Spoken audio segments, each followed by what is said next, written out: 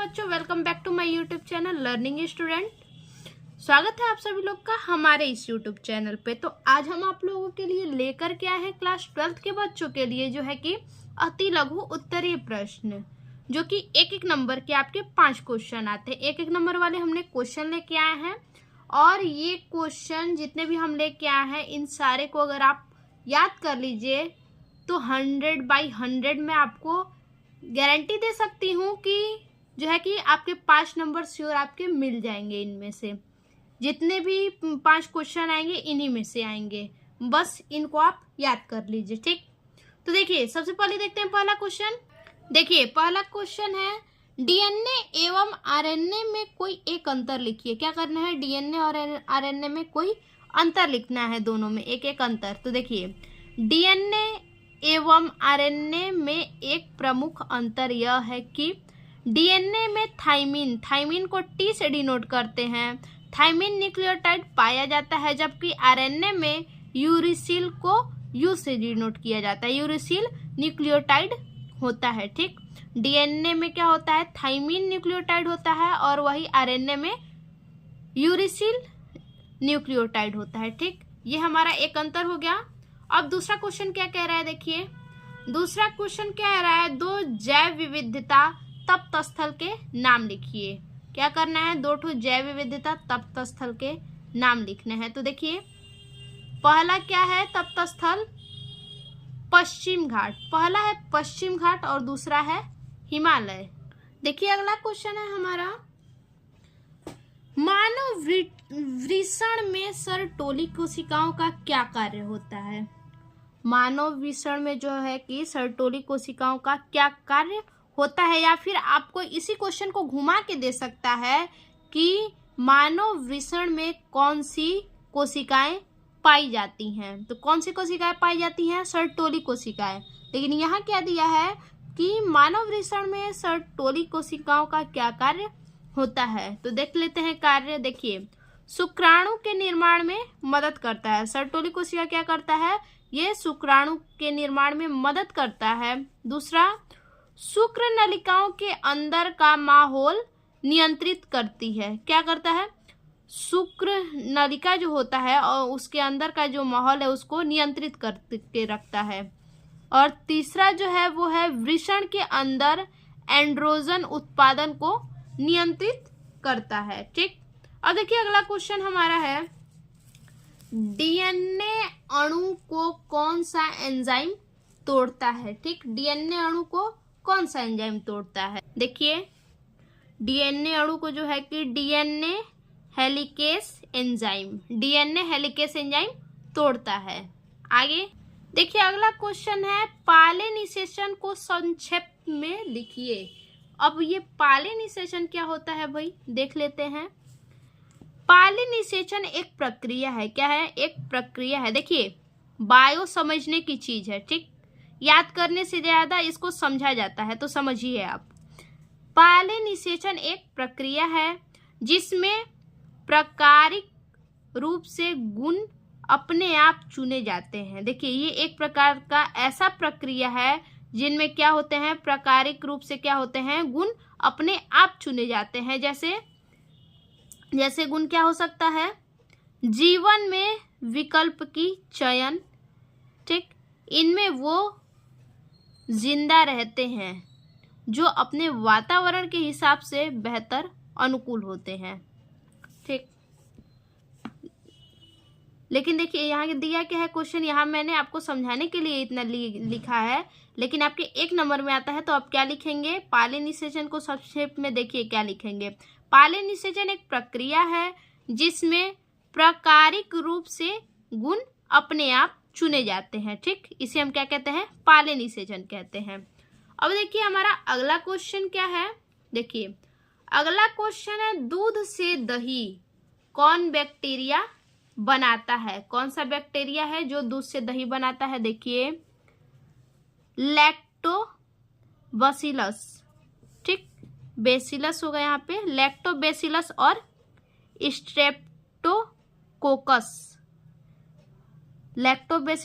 Streptococcus, यही 2 bacteria हैं जो कि मिलकर दूध से दही बनाती हैं। अब देखिए अगला क्वेश्चन है, भारत में हरित क्रांति के जनक के रूप में कौन जाना जाता है? बताइए, भारत में जो हरित क्रांति है उनके जनक कौन है? हरित क्रांति के जनक कौन है? उन्हें हरित क्रांति के जनक के रूप में जाना जाता है। उनका नाम, तो देखिए उनका नाम क्या है? Doctor M S. Swaminath. Doctor M S. Swaminath ये क्या है? हरित क्रांति के जनक के रूप में जाने जाते हैं, डॉक्टर एम.एस. स्वामीनाथ। अगला क्वेश्चन देखिए, मानव में गुणसूत्रों की संख्या कितनी है? मानव में जो है कि गुणसूत्रों की संख्या कितनी है? तो भाई ये तो जाहिर सी बात है, ये सबको पता होगा। गुणसूत्रों की संख्या कितनी है? तो 46 है। लेकिन जोड़ा वही कह दिया जाए तो कितना है? जोड़ा 23 है। देखिए मानव में गुणसूत्रों की संख्या 46 होती है, ये 23 जोड़े में होते हैं। अब अगला क्वेश्चन देखिए, कीटों द्वारा परागित पौधा का नाम लिखिए। जो पौधे कीट के द्वारा क्या है? परागित हैं, ठीक, उन पौधों का नाम लिखना है। देखिए सूरजमुखी ये क्या है? कीटों के द्वारा परागित होता है। आर्किड, पपीता, कुसुम, बुडलेजा, ठीक, ये सब क्या है? कीटों के द्वारा परागित पौधे हैं। अब अगला क्वेश्चन देखते हैं। देखिए, यौन संचारित संक्रमण को रोकने के लिए, यौन संचारित जो संक्रमण है उन्हें रोकने के लिए 2 नियम का उल्लेख कीजिए। उन्हें रोकने के लिए हमें 2 नियम लिखना है। तो क्या नियम है? देखिए, असुरक्षित संभोग और असुरक्षित प्रकार से संभोग करना और सुइयों को साझा करने से बचे। असुरक्षित संभोग न करें और सुइयों से साझा करने से बचे। और दूसरा हमारा है, नियमित रूप से एसटीआई परीक्षण कराएं। कौन सा परीक्षण कराएं? एसटीआई परीक्षण कराएं। अगर लग रहा है कि कोई दिक्कत है, संक्रमण है, यौन संचारित से संक्रमण है, तो वो क्या करें? आप एसटीआई परीक्षण कराएं। एसटीआई परीक्षण का मतलब कुछ और नहीं होता है, एसटीआई का मतलब यौन संचारित संक्रमण ही होता है। इसी को हमने यौन संचारित संक्रमण को ही हमने एसटीआई नाम दिया है, ठीक। इसको आप कहीं से भी चेक कर सकते हैं, एसटीआई इसी को कहते हैं। अब अगला क्वेश्चन हमारा है, देखिए, परजीवियों द्वारा उत्पन्न किन्हीं 2 रोगों के नाम लिखिए। ऐसे रोगों के नाम लिखना है जो कि परजीवियों के द्वारा उत्पन्न होते हैं। तो चलिए देख लेते हैं कौन कौन से हैं। पहला है मलेरिया और दूसरा है अमीबी पेचिस। ये दोनों किसके द्वारा उत्पन्न होते हैं? परजीवियों के द्वारा, ठीक, मलेरिया और अमीबी पेचिस। अब देखिए अगला क्वेश्चन है, राष्ट्रीय उद्यानों की स्थापना के 2 उद्देश्य लिखिए। जो राष्ट्रीय उद्यान है उनकी स्थापना के रूप में क्या करना है? 2 उद्देश्य लिखना है कि स्थापना से क्या मतलब है। देखिए पहला है उद्देश्य वन्य जीवों और उनके प्राकृतिक आवासों की सुरक्षा करना। राष्ट्रीय उद्यान स्थापना क्यों की गई? क्योंकि इस स्थापना के द्वारा जो है कि वन्य जीव और उनके प्राकृतिक आवासों की क्या होगी? सुरक्षा होगी और जीवों की भी सुरक्षा होगी। दूसरा जो है पर्यटन मतलब जो लोग घूमने जाते हैं तीर्थ यात्रा पे या फिर कहीं भी घूमने जाते हैं उन्हें हम क्या कहते हैं? पर्यटन कहते हैं। पर्यटन के माध्यम से जो है कि स्थानीय अर्थव्यवस्थाओं में योगदान देना। पर्यटन घूमने फिरने जाएंगे तो क्या करेंगे? जाहिर सी बात है योगदान कुछ न कुछ जरूर, पैसा रुपया जरूर कुछ न कुछ वहाँ क्या करते हैं? दान करते हैं। तो उसी को बोला है कि पर्यटन के माध्यम से स्थानीय अर्थव्यवस्थाओं में योगदान होता है। अगला क्वेश्चन हमारा देखिए क्या है, आईयूडी का पूरा नाम लिखिए। आईयूडी का पूरा नाम क्या होगा देख लेते हैं। देखिए आईयूडी का पूरा नाम इंट्रायूटेरिन डिवाइस। इन सभी क्वेश्चन को बच्चा हल्के में मत लीजिएगा, नहीं तो पेपर आपको हल्का कर देगा। इसीलिए ध्यान से देखिएगा और याद कीजिएगा, ठीक, और समझिएगा। अब देखिए दूसरा क्या है, वंशागति का क्रोमोसोमवाद का सिद्धांत किसने प्रस्तुत किया। वंशागति का क्रोमोसोमवाद का सिद्धांत जो है किसने प्रस्तुत किया। तो देख लेते हैं क्रोमोसोमवाद का सिद्धांत जो है कि किसने प्रस्तुत किया। देखिए वाल्टर सटन और थियोडोर बोवेरी ने, वाल्टन सटन और थियोडोर बोवेरी ने। देखिए नाम थोड़ा सा अटपटा है, उल्टा पुल्टा है, लेकिन भाई याद तो करना पड़ेगा, नंबर का बात है, क्योंकि परसेंटेज से मार होता है, सॉरी परसेंटेज से नहीं, पॉइंट वाले नंबर से मार होते हैं। अब देखिए आगे, मेंडल ने मटर के पौधे में कितने जोड़ी विपरीत लक्षणों का अध्ययन किया था। अब बताइए मेंडल जो है वो मटर के पौधे पे कितने जोड़ी जो है कि विपरीत लक्षणों का अध्ययन किया था। तो देखिए कितने जोड़ी, 7 जोड़ी, ठीक। देखिए क्वेश्चन बड़ा है लेकिन आंसर क्या है, बिल्कुल एक एक शब्द का है, तो इसीलिए ध्यान दीजिएगा, एक एक शब्द का ही आंसर है। आगे देखिए अगला क्वेश्चन है, अनिषेक जनित फल क्या है, या फिर आपके एग्जाम में पूछ देगा कि अनिषेक फल क्या है, तो यानी दोनों एक ही है, अनिषेक जनित फल या अनिषेक फल दोनों एक ही है। तो देखिए क्या है, अनिषेक जनित फल वे फल होते हैं जो बिना निषेचन के विकसित होते हैं, ठीक। अनिषेक फल कैसे फल होते हैं, तो ये वो फल होते हैं जो बिना निषेचन के विकसित होते हैं, इन्हें बीज रहित। देखिए अनिषेक फल में क्या होता है, बीज नहीं होते हैं, देखिए इन्हें बीज रहित या कुंवारी फल भी कहा जाता है। अनिषेक जनित या फिर अनिषेक फल न पूछ के आपके एग्जाम में पूछ देगा कुंवारी फल किसे कहते हैं, ठीक। तो जान लीजिए अनिषेक जनित या फिर अनिषेक फल या बीज रहित या कुंवारी फल सब इसी को कहा जाता है, ठीक। अनिषेक फल वे फल होते हैं जो बिना निषेचन के विकसित होते हैं, इन्हें बीज रहित या कुंवारी फल कहा जाता है। बीज रहित यानी इनमें बीज नहीं होता है अनिषेक फल में। अगला क्वेश्चन देखिए, पेटेंट से आप क्या समझते हैं, ठीक। तो चलिए देख लेते हैं पेटेंट आखिर है क्या। देखिए पेटेंट एक कानूनी दस्तावेज है, क्या है, एक कानूनी दस्तावेज है जिसमें तकनीकी विनिर्देश शामिल होता है, ठीक। पेटेंट नए आविष्कारों जैसे, नए आविष्कार किस प्रकार के, जैसे देखिए नए आविष्कार का मतलब है कि उपकरणों, पदार्थों, विधियों और प्रक्रियाओं की रक्षा करता है। तो ये क्या है, हमारा पेटेंट है, इसे हम पेटेंट कहते हैं। आगे देखिए, 2 आभासी फलों के नाम लिखिए। आभासी फल के नाम देखिए कौन कौन से हैं। एक तो सेब है और दूसरा क्या है, स्ट्रॉबेरी। ये दोनों क्या है, आभासी फल हैं। अब देखिए, मनुष्यों में लिंग गुणसूत्र तथा अलिंग गुणसूत्र ऑटोसोम, अलिंग गुणसूत्र मतलब ऑटोसोम की संख्या लिखिए। देखिए मनुष्यों में गुणसूत्रों की कुल संख्या कितनी होती है। देखिए लिंग गुणसूत्र यानी मनुष्यों में लिंग गुणसूत्र यानी कुल गुणसूत्र की संख्या कितनी होती है, 46 होती है। इनमें से 22 जोड़े गुणसूत्र ऑटोसोम होते हैं। देखिए ऑटोसोम यहाँ पे पूछा है, ऑटोसोम की संख्या, तो 22 जोड़े गुणसूत्र क्या होते हैं, ऑटोसोम होते हैं। 23वीं जोड़ी लिंग गुणसूत्र होती है। देखिए मनुष्यों में लिंग गुणसूत्र यहाँ दिया है, तो 23वीं जोड़ी गुणसूत्र, 23वीं जोड़ी लिंग गुणसूत्र होती है, ठीक। अब अगला क्वेश्चन देख लेते हैं।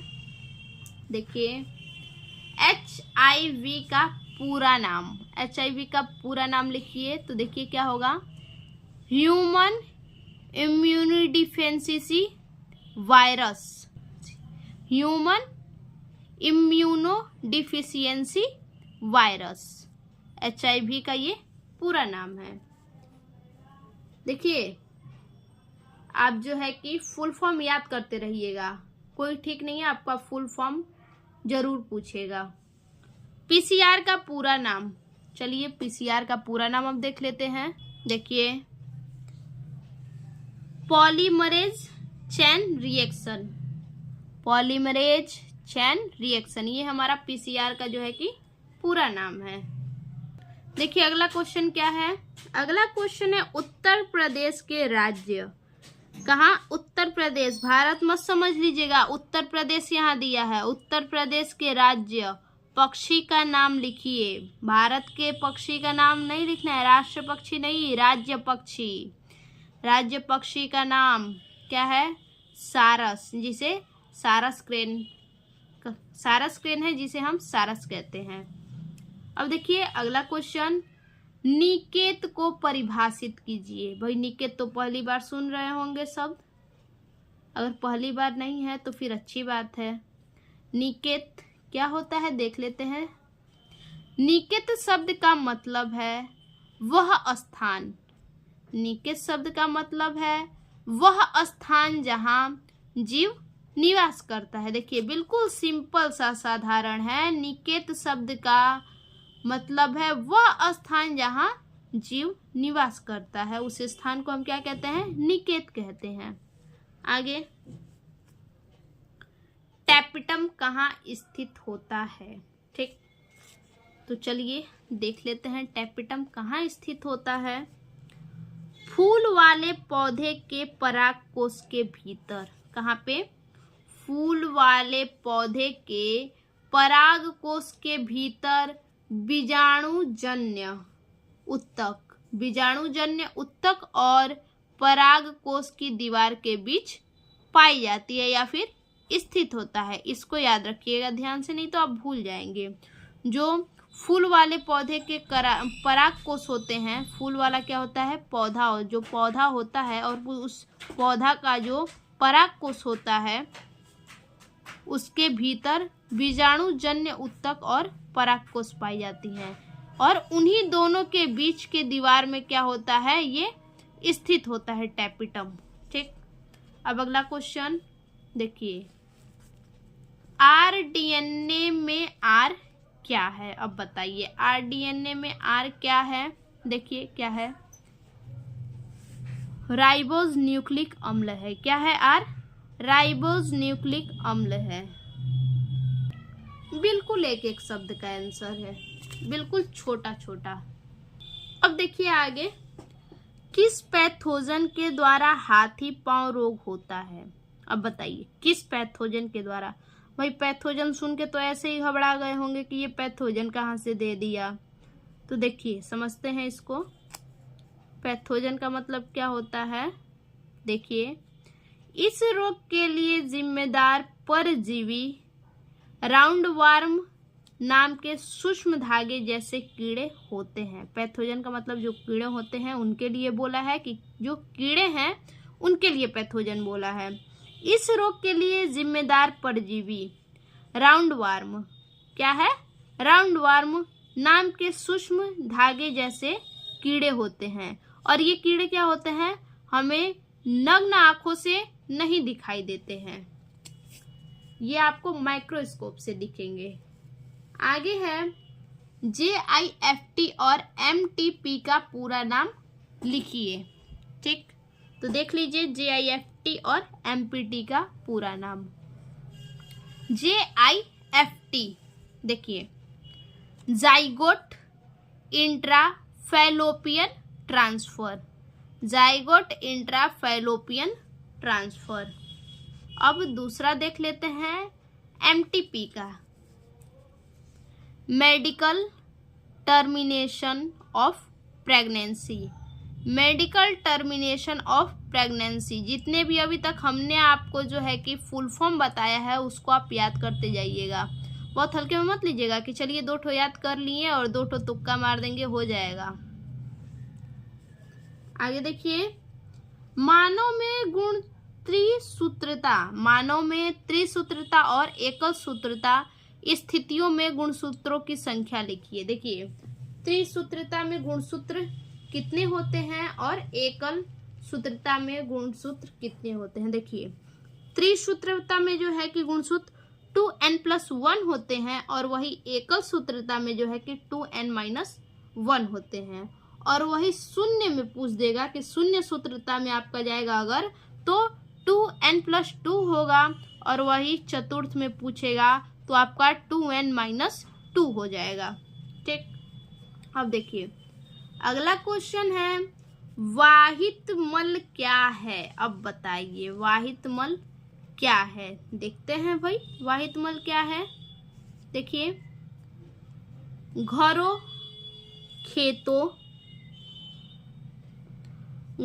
खेतों और अन्य मानवीय गतिविधियों में, कहाँ पे, घरों खेतों और अन्य जो गतिविधियां होती हैं मानवीय गतिविधियां, वहां पर गतिविधियों में इस्तेमाल किए गए पानी, यानी जो भी हम पानी यूज करते हैं जो गंदे पानी होते हैं, यहाँ पे गंदे पानी की बात की है। ठीक, घरों में हम पानी यूज करते हैं, खेतों में करते हैं, जो भी अपशिष्ट पदार्थ, जो अपशिष्ट पानी निकलता है, गंदा पानी जो होता है उसी को बोला है। इस्तेमाल किए गए पानी को अपशिष्ट जल कहा जाता है। ठीक, और उसी अपशिष्ट जल को हम क्या कहते हैं, वाहित मल भी कहते हैं। ठीक भाई, मेरे हिसाब से तो इसे याद नहीं करना पड़ेगा क्योंकि इसे आप समझ लीजिए।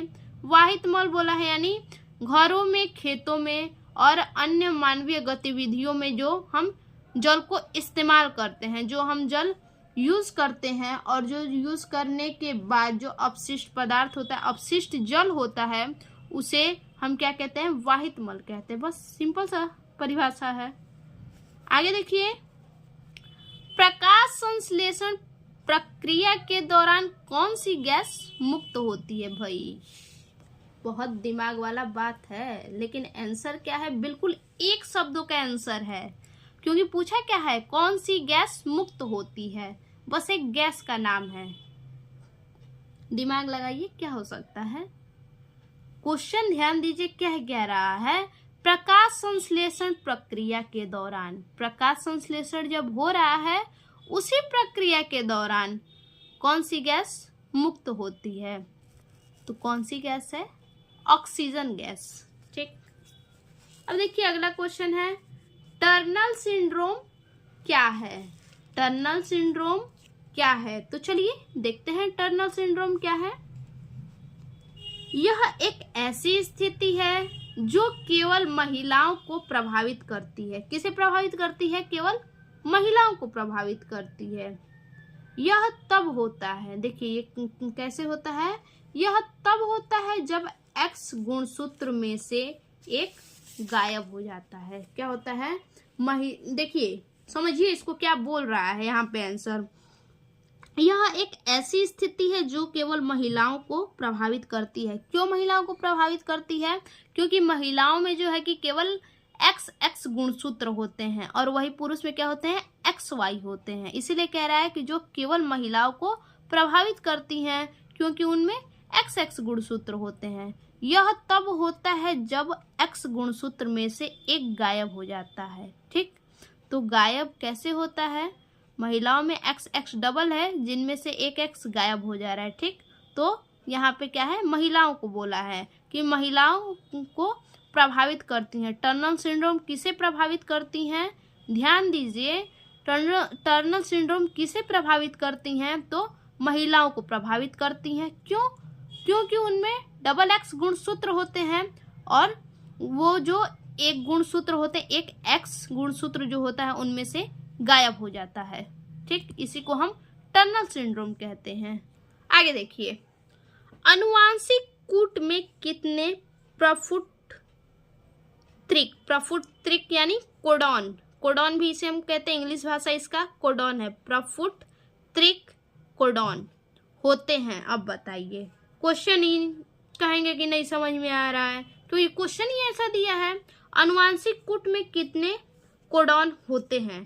ठीक, तो कितने कोडॉन होते हैं, देखिए 64। अनुवांशिक कूट में कुल 64 कोडॉन होते हैं। देखिए आपको कोडॉन ना देके प्रफुट त्रिक भी दे देगा, इसीलिए दोनों शब्द हमने लिखा है, दोनों शब्दों पे आप ध्यान दीजिएगा। आनुवंशिकता की इकाई क्या है? अब बताइए आनुवंशिकता की इकाई क्या है? आनुवंशिकता में क्या मिलता है? तो कहते हैं ना किसी को कि ये क्या है, आनुवंशिकी है। आनुवंशिकी यानी क्या है? जेनेटिक्स है। आनुवंशिकी है, जेनेटिक्स है। तो बताइए, जब इतना समझ लेंगे तो इतने से आसान है भाई, पकड़ ही लेंगे तुरंत। क्या है? आनुवंशिकता की इकाई क्या है? तो जीन है। आनुवंशिकता की इकाई क्या है? जीन है। कहते हैं लोग अरे ये जेनेटिक्स है, आनुवंशिकी है, जेनेटिक्स चलते आ रहा है पीढ़ियों से। तो यानी वही क्या है? जीन। जीन होता है जो सेम होता है। कैसे सेम होता है? जो हम लोग कहते हैं अरे जेनेटिक्स है, तो वही जो है कि जीन क्या होता है कि एक दूसरे में आ जाता है, उसी को कहते हैं। ठीक, देखिए अब लीडिंग कह लीजिए या फिर लेडिंग कह लीजिए, दोनों क्या है? एक ही है, लीडिंग लेडिंग। कोशिका के क्या कार्य हैं? देखिए, ये नर भ्रूण में पुरुषत्व विकसित करने तथा नर जननांग अंगों को विकसित करने में सहायता करती है। यानी अब की नर भ्रूण में पुरुषत्व विकसित तथा नर जननांग अंगों को विकसित करने में सहायता होता है। जब भ्रूण में जो बच्चे होते हैं, नर होते हैं, उनके लिए बोला है। अब देखिए आगे, देखिए फाइलेरिया रोग के रोग कारक का जंतु वैज्ञानिक नाम क्या है? जंतु वैज्ञानिक नाम क्या है? तो बहुत लोग के दिमाग में होगा वुचुनेरिया। तो वुचुनेरिया नहीं होगा, क्योंकि यहाँ पे आपका पूछा है जंतु वैज्ञानिक नाम। ठीक, तो देखिए जंतु वैज्ञानिक नाम क्या होगा? वाउचेरिया ब्रांकेप्टाई। ठीक, ये हमारा क्या है? वैज्ञानिक नाम है। तो आज के लिए बच्चा बस इतना ही। अगर ये वीडियो आप पूरा देख लेते हैं, अगर आपको अच्छा लगे तो आप अपने दोस्तों को भी शेयर कीजिए, प्लीज़ लाइक कीजिए, कमेंट कीजिए और ये वीडियो आगे तक शेयर कीजिए। फिर से मिलते हैं एक और नए वीडियो में, तब तक के लिए धन्यवाद।